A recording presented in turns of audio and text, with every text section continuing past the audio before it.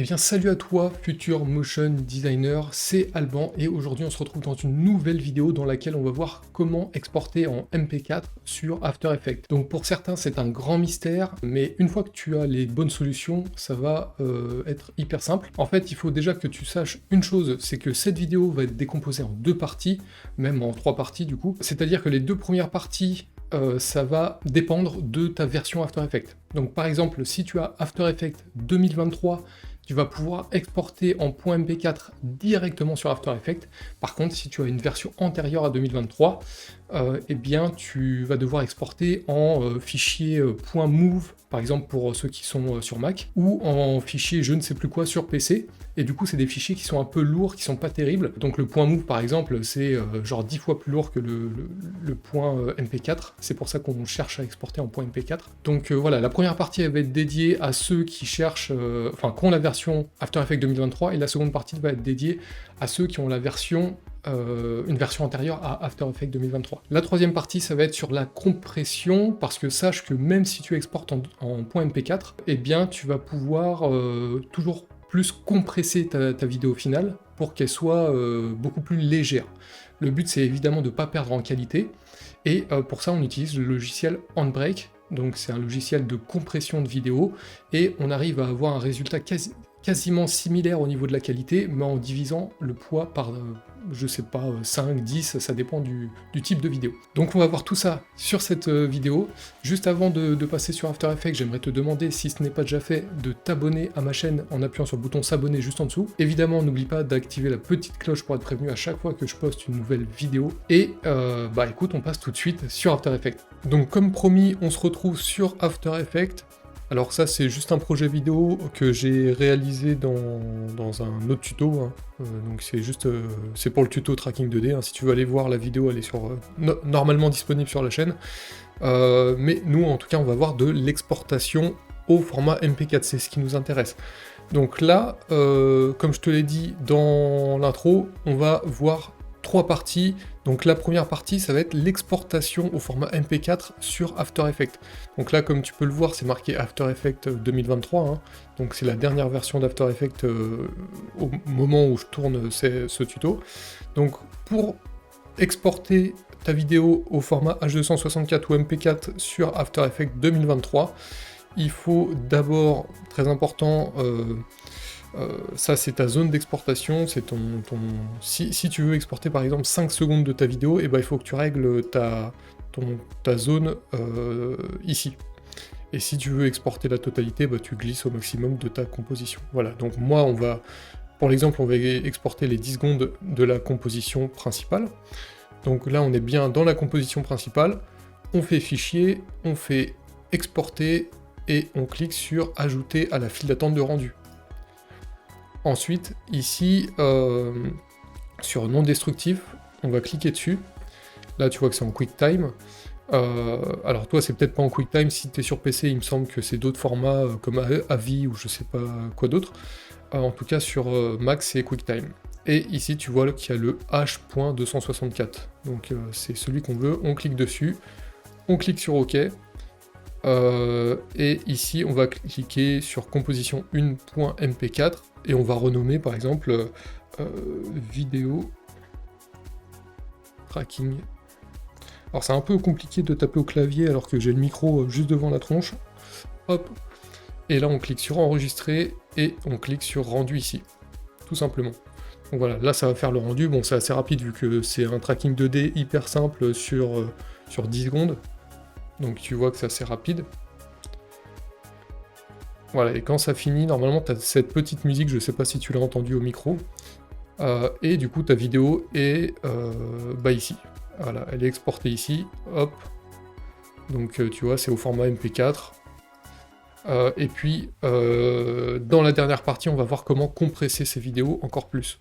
Donc là, maintenant, on va venir faire la deuxième partie de la vidéo, comme promis. Donc si t'as pas par exemple de After Effects 2023 mais que tu as une version antérieure, pour l'exporter sur la suite Adobe au format MP4, il va falloir que tu passes par Media Encoder. Donc là en fait on est rebelote de retour sur notre composition 1, on va dans Fichier, on fait exporter et ajouter à la file d'attente de rendu, enfin pas file d'attente de rendu, mais file d'attente Adobe Media Encoder.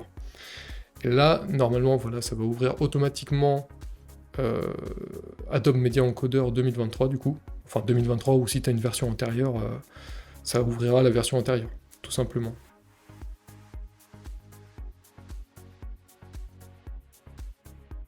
Donc voilà, une fois que c'est ouvert, normalement, tu as la vidéo qui apparaît ici. Donc là, je sais pas pourquoi elle apparaît pas. Ah bah voilà, faut patienter un peu et elle apparaît comme par magie, tu vois. Et là, bah apparemment, elle est déjà réglée sur H264. Alors, de ce que je me souviens, ça a un peu changé au niveau de la mise en page sur 2023 comparé aux versions précédentes. C'est vachement plus simplifié, mais c'est exactement le même principe. Donc là, tu peux sélectionner ton format. Normalement, ça doit être sur QuickTime ou je sais pas quel autre format. Tu cliques sur H264. Tu règles ton nom de sortie.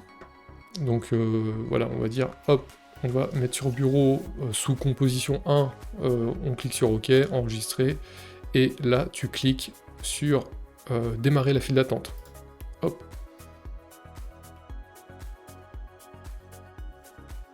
Voilà, et là tu vois que ça fait le rendu encore plus rapidement que sur After Effects. C'est l'un des avantages de Media Encoder, entre autres.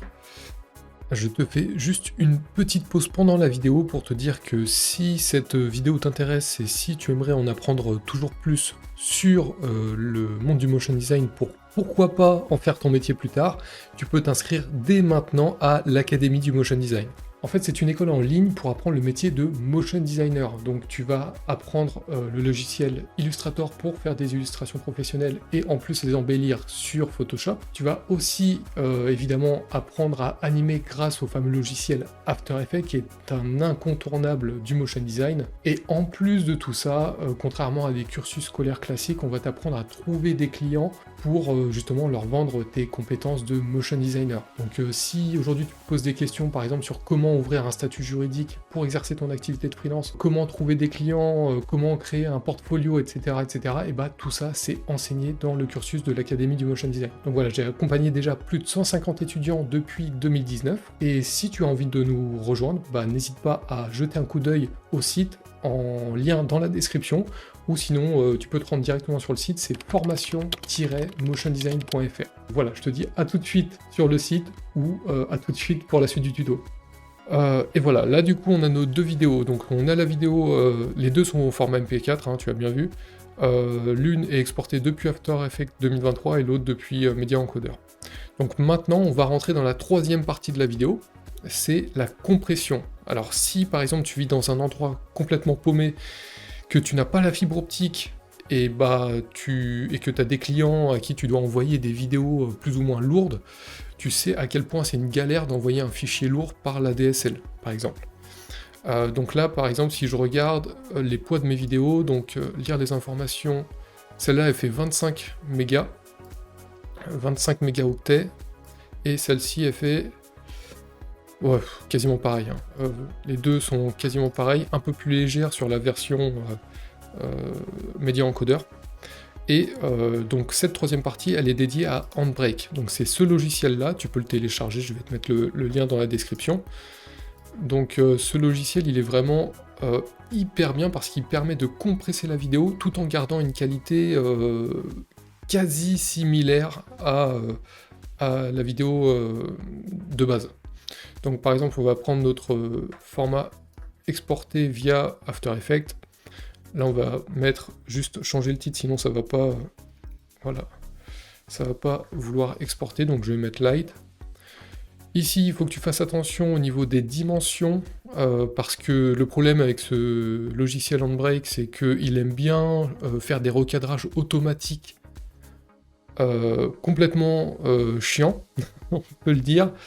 Donc ici, tu vois qu'il y a marqué 0,0, donc il n'y a pas de recadrage automatique, mais c'est dès qu'il détecte un peu trop de noir sur un bord d'écran, par exemple, il pense que c'est un noir qui n'est pas utilisé. Donc en fait, il va venir te rogner toute cette partie-là.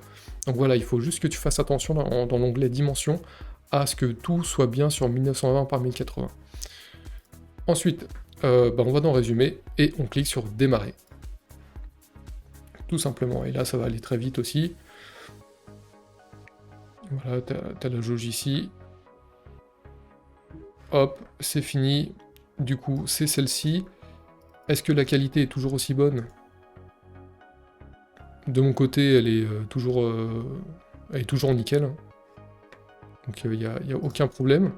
Et on va faire clic droit, lire les informations. Et par contre, tu vois, c'est passé de 25 MO à 11 MO. Donc 11 MO, c'est limite si tu peux le glisser dans une pièce jointe en mail. Donc c'est hyper pratique. Voilà, là ça réduit seulement de 2,5 fois le poids. Mais par contre, si tu fais d'autres projets où il y a des fonds unis ou vraiment du flat design, etc., tu vas voir que le poids est divisé par 10. Et c'est vraiment impressionnant. Là, il n'est pas réduit par 10 parce que c'est une vidéo réelle avec énormément de détails dans la vidéo.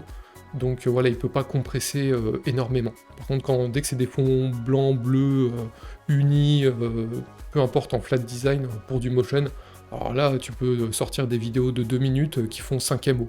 Voilà, donc c'est ça qui est assez bien. Et bah écoute, cette vidéo, je pense que j'ai fait le tour. Donc on se retrouve tout de suite devant la caméra.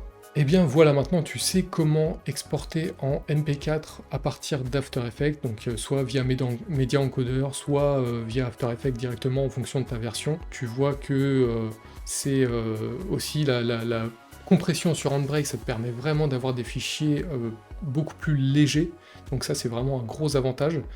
Et bah écoute, si cette vidéo t'a plu, si elle t'a satisfait, et ben n'hésite pas à appuyer sur le bouton s'abonner juste en dessous et activer la petite cloche, et aussi à mettre un petit like ou à partager la vidéo, c'est comme tu veux. Et on se retrouve très vite sur une prochaine vidéo. C'était Alban, ciao.